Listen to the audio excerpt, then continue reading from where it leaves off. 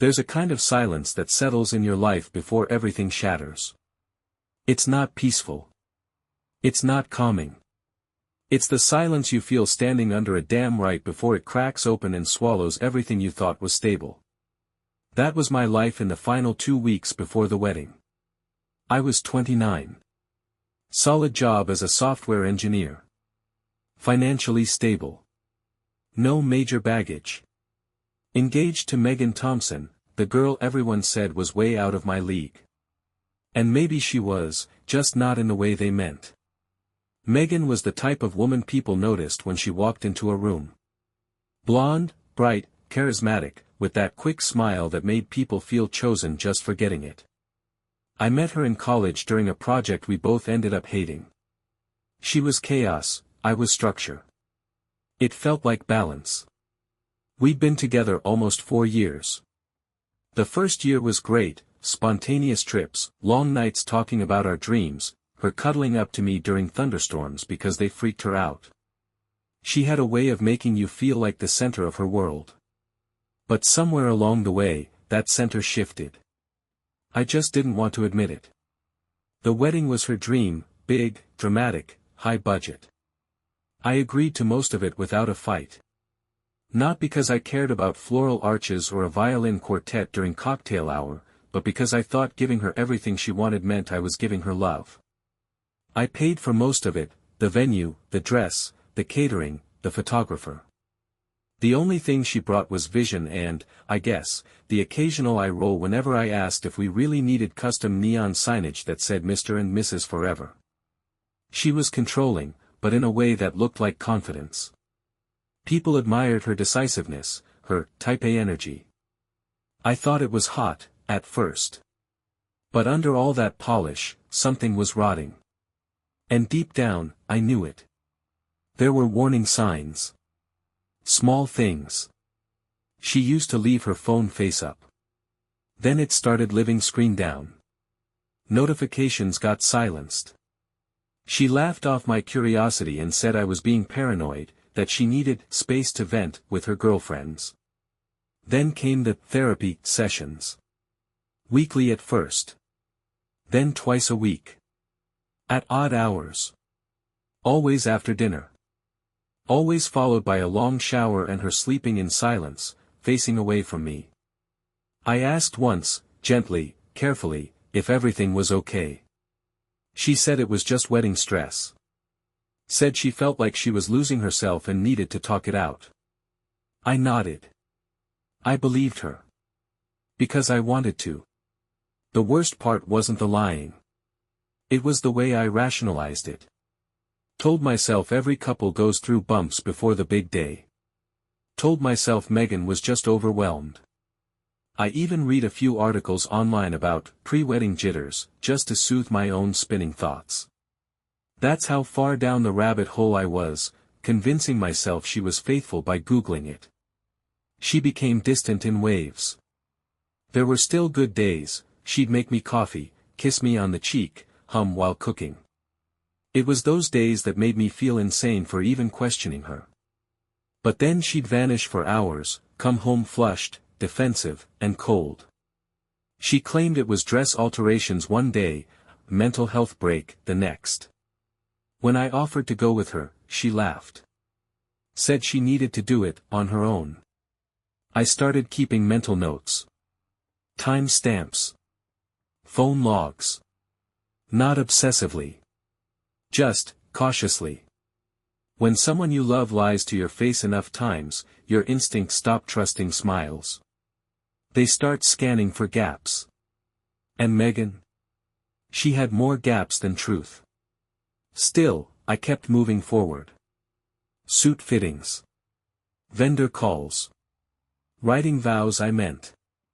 Vows I was excited to say. I held on to hope like a fool gripping an anchor midstorm, convinced that love could override logic. Convinced that the girl who once cried when I surprised her with a hand-drawn map of our first date would never betray me. The final straw, though I didn't realize it at the time, was the way she planned her Bachelorette weekend. Vegas. Of course. She was giddy, bouncing off the walls, posting countdowns on her Instagram stories, giggling with her bridesmaids like teenagers. She told me not to worry. That she was too in love with me to even think about other guys. Said her friends just wanted to get wild one last time. I smiled. Said I trusted her. But something cracked inside me when she walked out the door with that overpacked suitcase and that smug little wink over her shoulder. I felt dismissed. Like a box she had already checked. For the first 2 hours after she landed, I told myself everything was fine. I worked on some code. Cleaned up the apartment. Ignored the sinking feeling in my chest. Then my phone buzzed. There was no warning. Just a buzz from my phone and a little pop-up notification from the old Vegas trip planning group chat Megan had set up a month ago. I'd been added during the initial stages to help with flight options, something she'd quickly taken over after a handful of passive-aggressive remarks about how men don't understand logistics. I never left the thread. Honestly, I forgot it existed. Until it came alive that night, buzzing like a landmine. Taylor's name lit up the screen. I assumed it was one of her late-night rambling selfies or a boomerang of overpriced cocktails. Something stupid. Something harmless. It wasn't. It was a video. The thumbnail alone made my stomach drop, strobe lights, movement, flushed skin. It looked chaotic. I hesitated for a second. Something deep in my chest already knew what I was about to see. But instinct overruled denial. I tapped. It opened with screams, the kind only drunk women in Vegas can produce, followed by flashing lights and a crowd of glittery dresses. Champagne sloshing over plastic cups, high heels tapping against slick tile floors, someone giggling behind the camera. Then came the stripper. Oiled up, tan, shredded, practically cartoonish. He spun around to a chorus of shrieks and suddenly, there she was. Megan. Center frame. Topless. Straddling him like it was second nature. Her head was thrown back, laughing so hard she snorted. Her hands were in his hair. His hands were, everywhere. Her friends chanted her name in the background, like they were hyping up a bride at a demolition derby. She looked alive. Wild. Like she hadn't thought of me once since boarding the plane. 45 seconds. That's all it was. Just 45 seconds that unraveled 4 years of trust in real time. I didn't move. Didn't blink. Didn't feel the beer bottle slip from my hand until it rolled across the hardwood floor. I watched it again. Not because I didn't believe it, but because I needed to. Every man who's ever been betrayed knows that feeling, that painful, clumsy need to make the horror real. Like confirmation could somehow make it hurt less. I zoomed in the second time. Took in the details. The room. The other girls. The smile on her face. That carefree, don't give a damn grin she used to wear for me in our early days. It was back now. Just not for me. The third time, I muted the sound. I didn't want the chance anymore. I didn't want the shrill screams of women who'd clink glasses with me next week like none of this ever happened. I just wanted the truth in silence. By the fourth viewing, something inside me shifted. I wasn't numb. I wasn't angry. I was awake. Like some fog had lifted and I could finally see Megan not as the woman I wanted her to be, but for who she really was. Selfish. Cruel. Unapologetically deceptive. The type of person who'd smile at you with a mouthful of lies, tuck a cheat under your nose, and still expect you to say your vows on cue. The shame wasn't mine anymore. It was hers. And with that realization came clarity. I didn't rage. Didn't cry. I didn't even call her.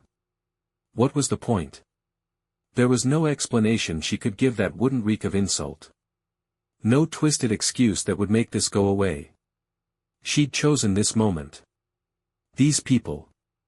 That man. All while I was here, thinking about wedding playlists and booking a couple's massage for the honeymoon. So I did the only thing I could think to do.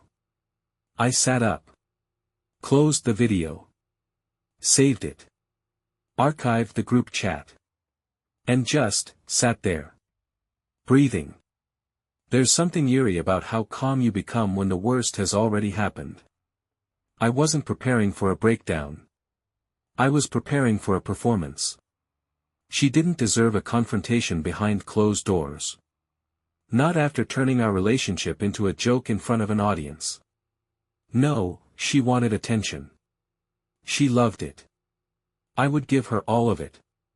So the next day, I canceled nothing. Not the venue. Not the cake. Not the tux rental. I smiled as I emailed the DJ to confirm our custom slideshow slot during the first dance. I met with the photographer and shook his hand. I posted a cute throwback pic of Megan and me at the beach with some recycled caption about soulmates. I played my role so convincingly, I could have gotten an Oscar. Everyone commented with heart emojis and exclamation points. Even Megan replied with one of those overly dramatic, "can't wait to marry you" comments. The kind that makes people jealous. It made me sick. But I didn't flinch. Let her plan her fairy tale. Let her pick her hairstylist and obsess over centerpieces and pretend she hadn't detonated the whole foundation of our relationship in 45 seconds. Because when the lights dimmed at that reception, and every eye was on us for our first dance, I was going to show them. All of them. Exactly who Megan Thompson really was. They say revenge is a dish best served cold. But what they don't tell you is that sometimes, revenge isn't about rage. Sometimes, it's about patience. Precision. Timing. And silence. From the moment I watched that video, something inside me changed. I stopped thinking like a fiancé and started thinking like a director. If Megan was going to make a show of betraying me, then I was going to make a show of exposing her. The stage was already set. The audience was already invited. All I had to do was give them the real story. No edits. No excuses. And so I played my part. I smiled through the final walkthrough at the venue, even when Megan complained about the centerpieces being slightly off from the Pinterest board. I nodded along with her mother's anecdotes about marriage and compromise, while her father clinked a whiskey glass against mine and told me I was lucky. I laughed with the groomsmen. Shook hands with distant relatives. Took engagement selfies with Megan while she clung to my arm like a prize. Every gesture was rehearsed. Every smile manufactured. But Megan? She was the real performance. She was glowing. Floating through the rehearsals like a queen headed for coronation. She called herself the future Mrs. Adams more times than I could count. She corrected people when they didn't refer to me as her husband yet. She was intoxicated by it all, the admiration, the spotlight, the illusion of a perfect ending. She had no idea. Back at home, I was busy editing. I downloaded the video that same night. Transferred it to my laptop. Clipped it just enough to keep the pacing sharp but the message clear. I opened a simple editing tool, dropped the footage in, and began adding subtitles. Just one line. Megan's last night of freedom. White text. Bottom center. Nothing flashy. No music. Just those 6 words etched into the screen as her betrayal played out in full color. I watched it a few more times during the editing process. Not because I needed to. But because I wanted to get used to it, to feel numb to it, so that when the time came, I wouldn't crack. I wanted my expression to be unreadable. I wanted Megan to search my face and find nothing. No pain. No anger. Just consequence. The next step was the DJ. He was a laid-back guy. Chill, beard, probably smoked too much weed. Perfect. I reached out privately and asked if it would be possible for me to handle the slideshow for our first dance. Told him I wanted to surprise Megan with a heartfelt compilation of memories. Photos and video clips of our time together. Something sweet and personal. Something that would make people cry. He loved the idea. I paid him extra to give me remote access to the projector screen. No questions asked. From that point on, everything moved fast. The final dress fitting. The wedding party dinner. The last-minute changes to the seating chart. Megan was buried in details, completely unaware that the only thing she hadn't planned was the one moment that would define the entire night. She kept texting me lists, napkin colors, makeup schedules, the champagne arrival time, as if nothing in her world was broken. It was surreal watching her move through it all with such confidence. Like she believed her own lies. Like she thought I'd never find out. Like her little performance in Vegas would be washed away in the glitter and lace of the big day. But I remembered everything. The way she looked straddling him. The way she moaned. The way she laughed like nothing else mattered. That kind of betrayal doesn't get swallowed quietly. I didn't need to scream. I just needed her to hear my silence. The night before the wedding, we stayed in separate hotel rooms, per tradition. Megan texted me photos of her bridal robe and the new necklace her maid of honor had bought her. She said she was too excited to sleep.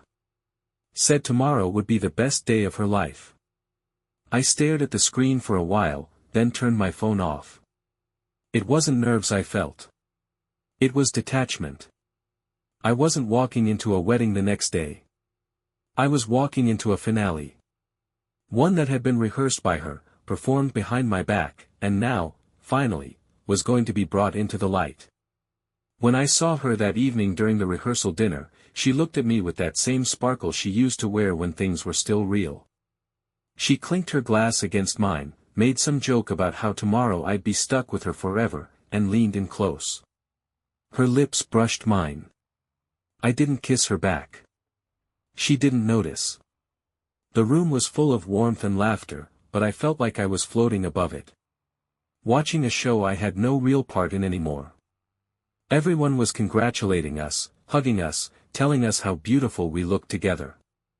It was like watching people celebrate the launch of a ship I knew had already been ripped apart underwater. No one suspected a thing. That night, I returned to my hotel room and checked the projector setup one last time. Logged in.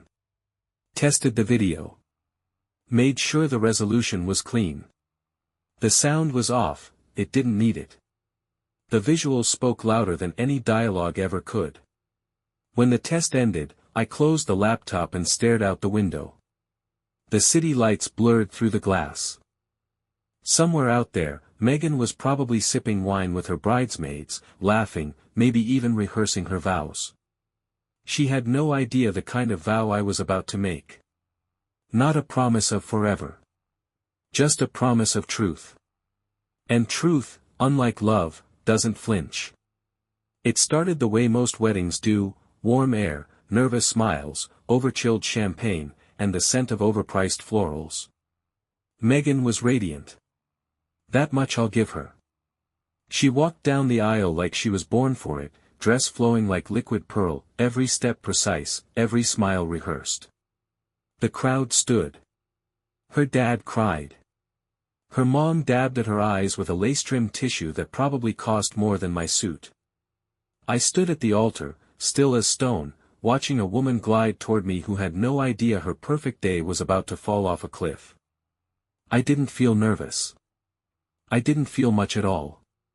It was almost like being in a dream, the kind where you know what's coming but you can't stop it, only this time, I didn't want to stop it.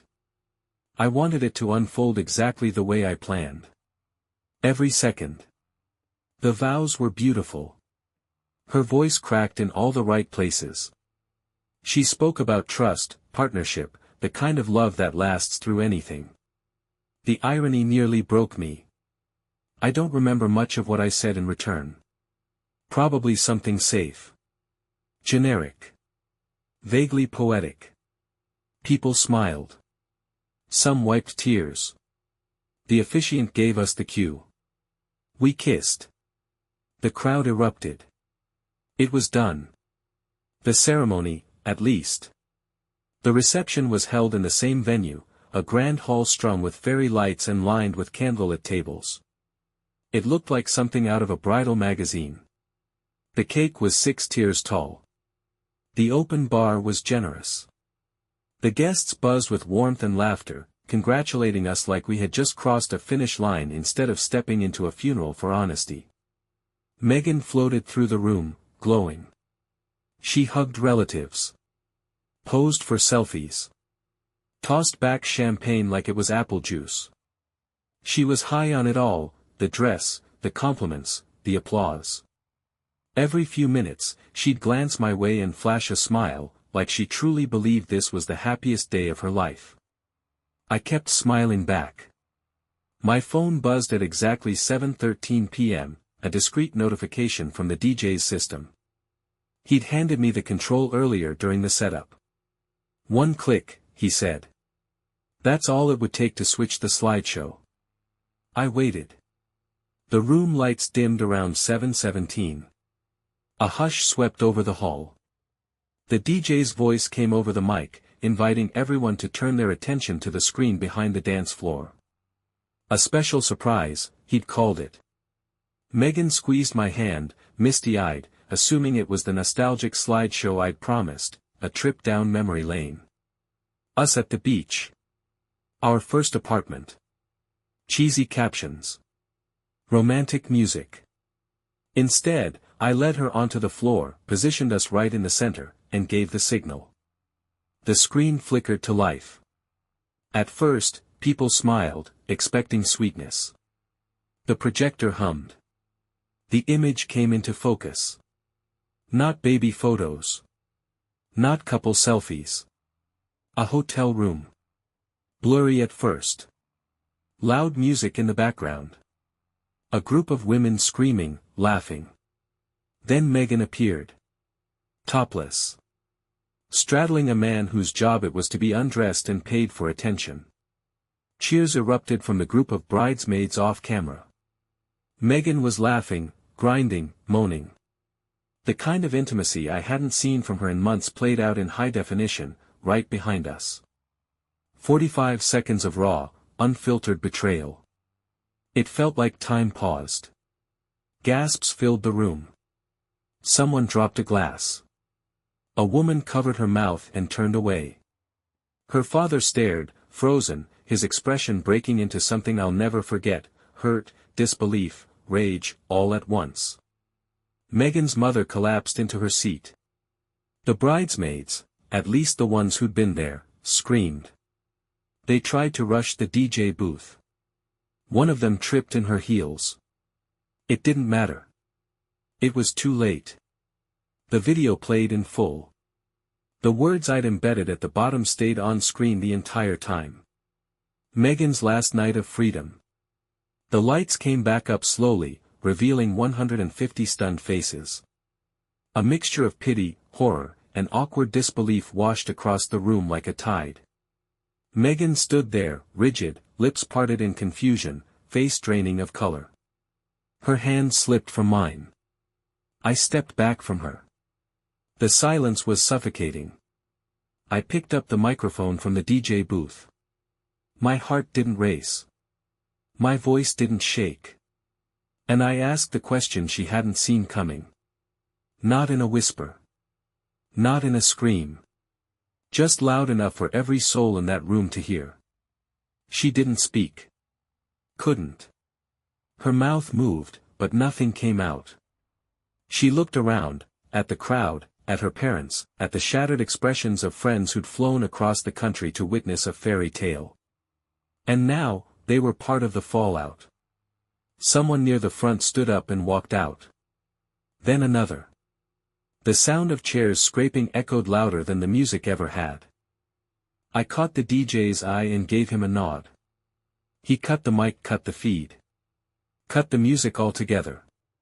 Megan stood there, isolated on a dance floor that had suddenly become a stage she didn't audition for.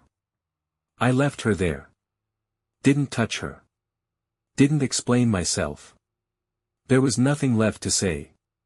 The truth had done all the talking. I walked out of the reception hall alone. No applause. No confetti. Just stunned silence and the whispers of 100 witnesses who had just seen a love story rewrite itself in real time. Behind me, Megan remained, surrounded by the wreckage of her own choices. The wedding was over. The show was not. When the lights came back on, the world didn't make a sound. Just the echo of collective breath being held. A hall once buzzing with celebration had turned into a gallery of silent, uncomfortable witnesses. People sat frozen, like they were waiting for a punchline that never came. But there was no laughter, no applause.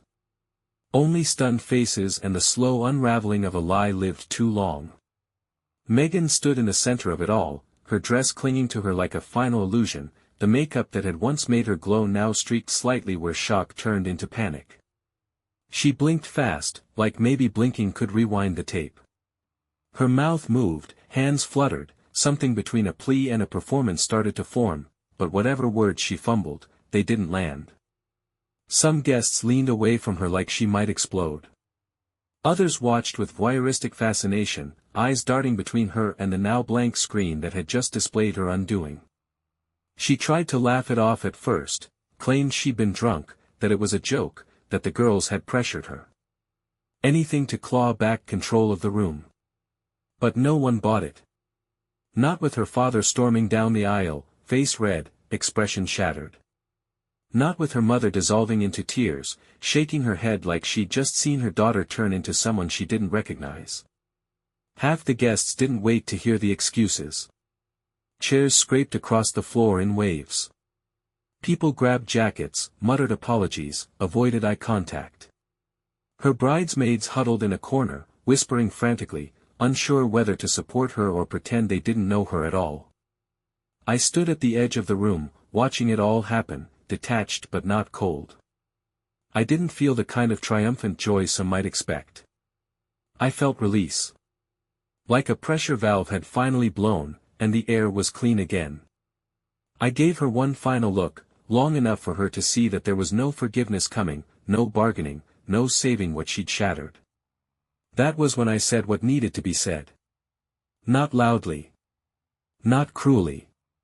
Just the truth, plain and simple. Enough to end the night with clarity.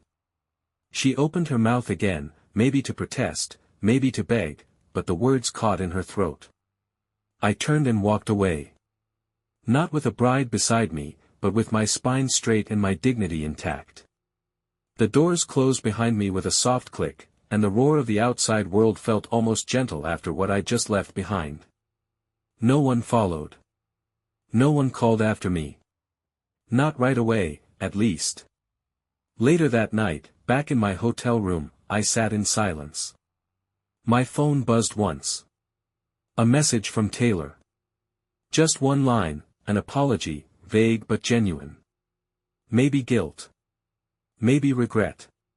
Either way, she'd done her part, even if by accident. A few minutes later, Megan tried to call. I didn't answer. She tried again. And again. I turned my phone off. There was nothing left to say. She'd made her bed in sequins and sin. Let her lie in it. Over the next few days, the fallout spread like wildfire. Family group chats blew up. Her friends picked sides. Word got out to people who hadn't even been invited. I didn't post anything. I didn't need to. The truth was already out there, and nothing Megan said could take it back.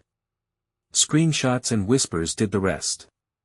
2 weeks later, someone sent me a screenshot of the wedding venue's online reviews. There it was. A single sentence entry, left anonymously but clearly from someone who'd been there. Groom played a revenge video during the first dance. 10 out of 10 for drama, 0 out of 10 for marriage. It went viral in the local scene. Some people were outraged. Some called it savage. Others, mostly guys who'd been through something similar, called it legendary. I didn't care either way. This wasn't about applause. It was about closure. In the days that followed, I cleaned out the shared apartment. Her stuff was still there, at least for a while. Lipstick in the bathroom drawer. A toothbrush she'd never use again. Dresses she wouldn't wear for me. I boxed everything up carefully, left it in the lobby with a note to the building manager, and changed the locks that same afternoon. I didn't feel hollow. I felt awake. I started running again. Cleaned out my fridge. Deleted our shared playlists. Rebuilt my calendar with things I actually cared about. My sleep improved. My appetite came back. The world didn't look so gray anymore. I wasn't broken. I was reborn. Friends reached out. Some quietly congratulated me. Others confessed their own stories, cheating, lies, close calls. It was surprising how many had suffered in silence. Some told me I was brave. I didn't feel brave. I felt like a man who had nothing left to lose and decided to tell the truth anyway. Eventually, Megan stopped calling. The messages dwindled. One last email came through, long, rambling, full of half-apologies and emotional manipulation. I archived it without reading past the first paragraph. There was no redemption to be found there. Only noise. And me? I moved on. Not out of bitterness. But because staying in the ruins of what she'd burned would have meant giving her power. And she'd already taken enough. Sometimes I think about the moment right before I hit play. The weight of that decision. The way the entire room changed in an instant.